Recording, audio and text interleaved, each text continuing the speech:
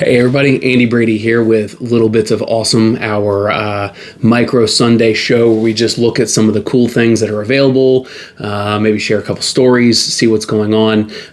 If you've watched a couple of them or halfway through, if you decide this is something you'd like to see more of, please hit the like and subscribe button. First thing I like to do whenever I start off these videos is start with a drink. I'm going with the Four Roses Single Barrel. I'll be honest, Four Roses, used to be considered the not desirable thing to get. But the single barrel and the select barrels are actually really fantastic expressions. And instead of going with the normal Glencairn glass today, I'm going to go with the wee Glencairn glass. As you can see, it's much smaller. Yet it still holds the aroma inside of the opening so that you can actually still smell it very nicely. You can get your whole nose in there, you can get a nice smell on it, you can still swirl it around, get it to coat the inside of the glass, and then smell it again.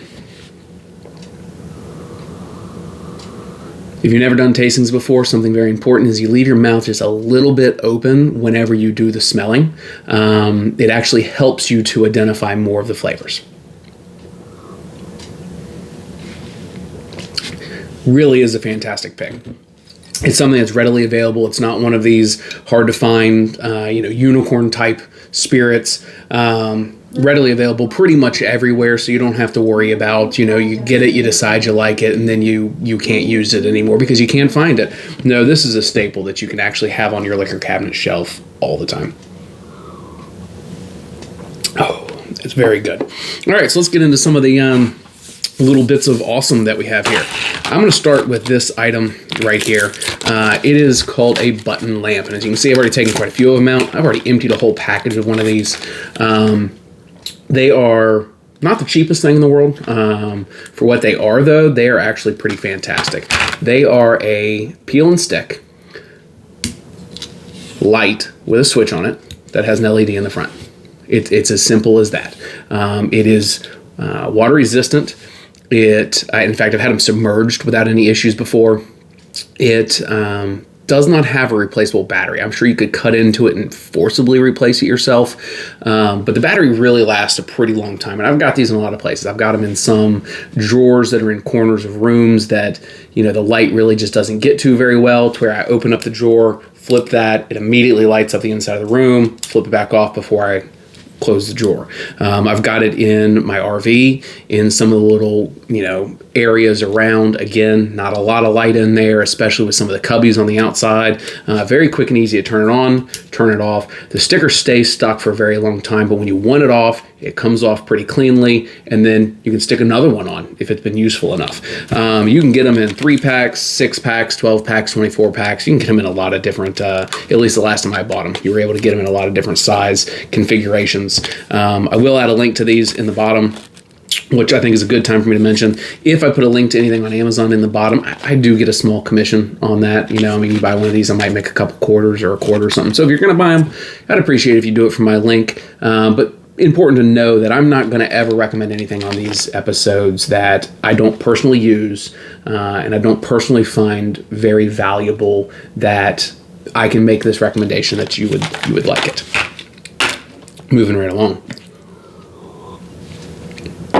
This right here, the side of it, mini TRD. I don't recall what the TRD stands for, but it is basically like a tape dispenser, except it has this extremely thin, very, very strong rope in here with a razor blade at the top. And when you pull it across the razor blade, it actually pinches the rope. So the rope stays right where it needs to be. And then you can pull as much or as little of this rope out and use it. I use this rope for all kinds of things. For work, I use it for quite a few things. I've actually tied all my keys around it. It's replaced my key rings. It's much quieter to walk around whenever that's your key ring. I keep it in my truck underneath the back seat, and I find lots and lots of uses for it. And my kids, they love to just pull a foot of it off and tear it and then run around the house like it's the coolest thing on earth, which is extremely wasteful. But, it's definitely something worth looking into. There are a couple other brands of products similar to this. Rapid Rope, for example, which dispenses a flat rope. One thing to keep in mind with all of those is you need to have a lighter, because you need to be able to fuse the end of this. Otherwise, it's just going to fray and fray and fray. You're going to tie it somewhere, and then a week later, it's just going to be awful. This wide open fraying. So, I really kind of wish that there was a space, especially on the Rapid Rope, because it's so large, that you could just store a miniature Bic lighter. But I just keep a lighter with it. Just one of the little tiny ones. I just keep it with all of my Rapid Rope style products like this. And it definitely is very beneficial to have. So let's look at a tool next. This is something that is not new to the construction industry, but it has not been common. And I believe they're going to take off like wildfire. This one is Husky brand. It was purchased at Home Depot, but there's lots of brands that sell them. I have one from Gear Wrench that I like. This one's my favorite though, and I'll show you why. So this allows you to snap a socket onto it and then use this as if it was basically a screwdriver, right? So as if you were hand tightening a nut, you can actually do it with a little bit more space. You flip the switch right here on the front, and now it loosens. Flip it again, and now it tightens. The reason I like this one so much is because it articulates.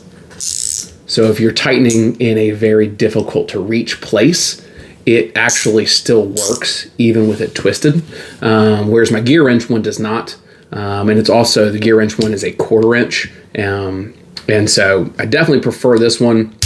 I believe this one was about $8 or so at Home Depot when I purchased it, and it has gotten a ton of use for me. I just find it easier than a large ratchet if it's something that I'm not actually tightening down a ton. Let's say you're putting together a small piece of furniture and it's got a bunch of nuts on it. This is so much easier than pulling out the ratchet and doing that. So definitely something worth looking into. And then again, the ability to be able to get into a tight space and not have to worry about not being able to grip whatever it is you're trying to tighten. This one being able to swivel like that, it's fantastic. And it actually swivels 2 ways. It'll turn that way and it'll turn that way. So it's like a gimbal here where it's able to do a couple different rotations. Highly recommend this. I'll look for a link on Amazon for something very similar if you don't have Home Depot around you. But like I said, Gear Wrench has them. They come in their kits. I don't know if you can buy them individually, but I'll look into that a little bit more, and I'll put that in the description as well. Next, we're going to talk about a 3D printed object. A common theme in 3D printed objects sometimes is creating something useful. Right? People are typically looking for something useful. It seems like either 3D printing people are printing more things for their printer to make their printer work better so that they can print more things for their printer, or they are printing miniatures and cheap toys that kids love them. I like them. I give them to my kids and they have a lot of fun with them. Or they fall into the category where they're trying to print something actually useful, which is what I try to do the most. This right here is a neat little, it's a bolt. That's all there is to it. It's just a little plastic bolt. It's got a little key ring adapter on it, I guess, if you wanted to turn it into a keychain. It is actual thread pattern, which is pretty interesting, so you could grab a nut and put it on the other end. But what makes this one really neat is it actually has a lid. When you unthread it, the cap is actually threaded. So what you end up with is a pretty open space for storing stuff. Let's say that you've got medicine that you need to carry on a daily basis. This might be exactly what you're looking for compared to one of the solid metal ones, especially if you have to go through metal detectors for a living pretty often. I know I do. So, if I had a daily medicine that I needed to take, or an as-needed medicine, if I needed to carry aspirin or an as-needed something, this would be a very good option that you could hook right to your keychain. And when you go through the metal detector at the courthouse or at a museum or at the airport, this isn't going to raise any red flags. I'm sure there's lots of other things you guys could figure out to put in here, but for me, that's pretty much all that I would look into putting in here. It is scalable, so you can make it bigger or smaller.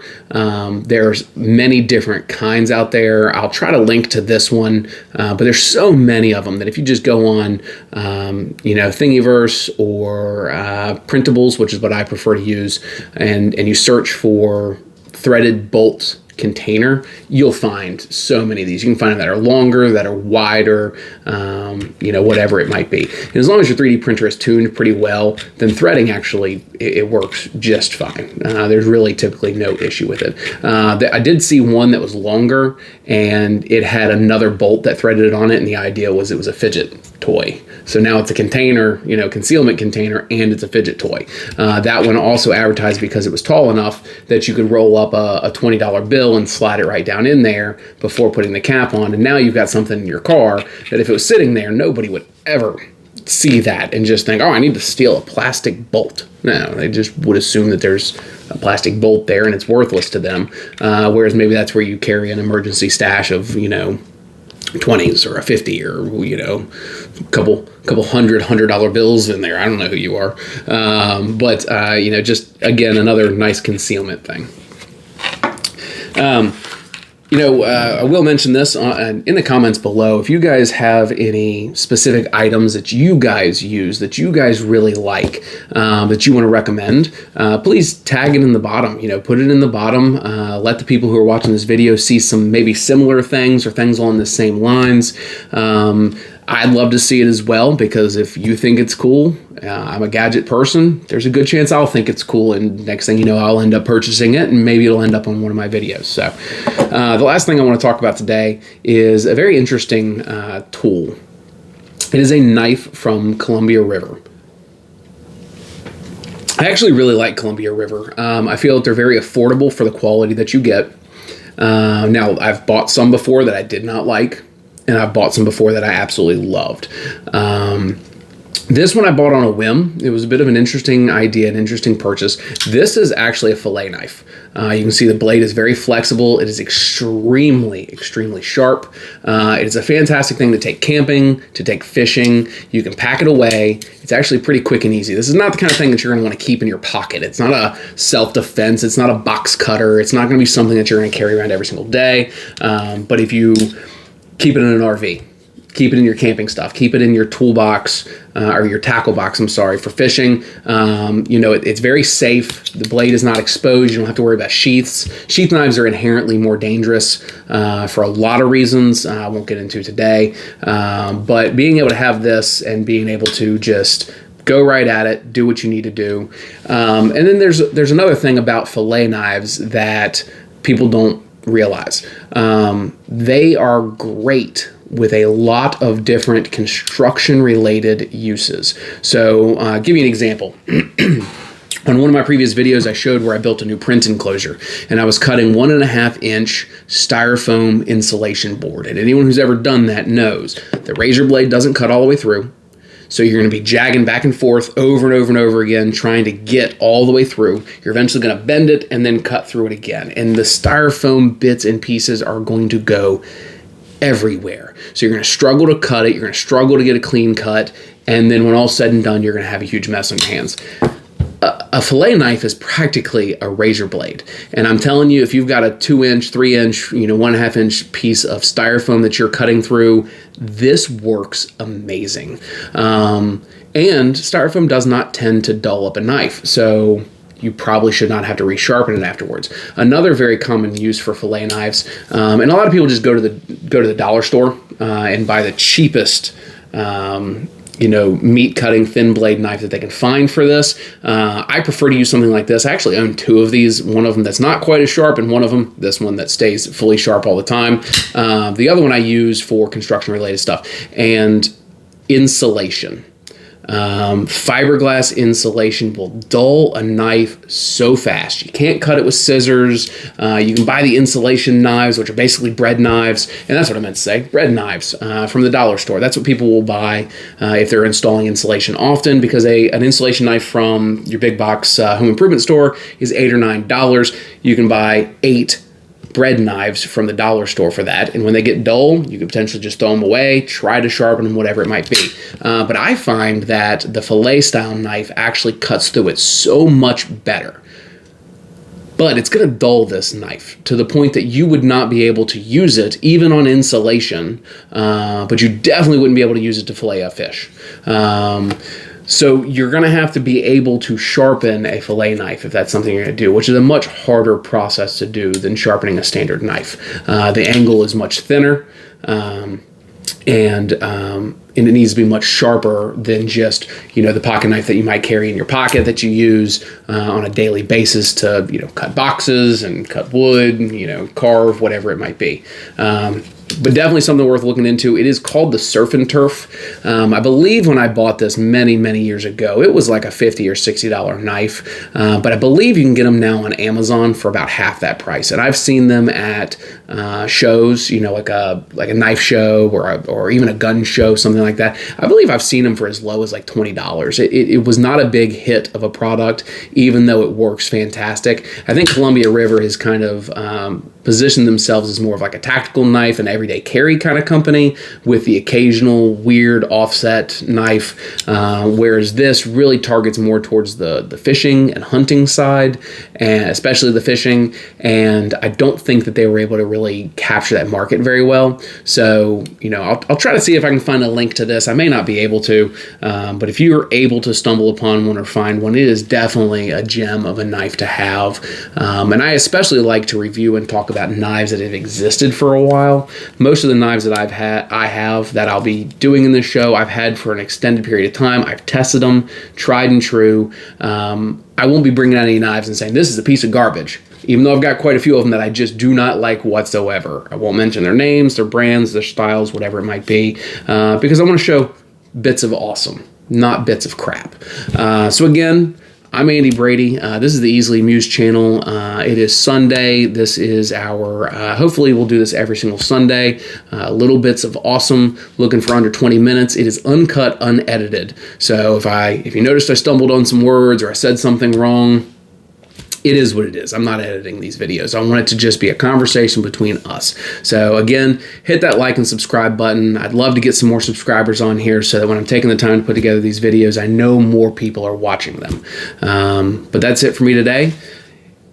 Enjoy your week. Have a good week. And enjoy your Four Roses single barrel with me. Have a good day.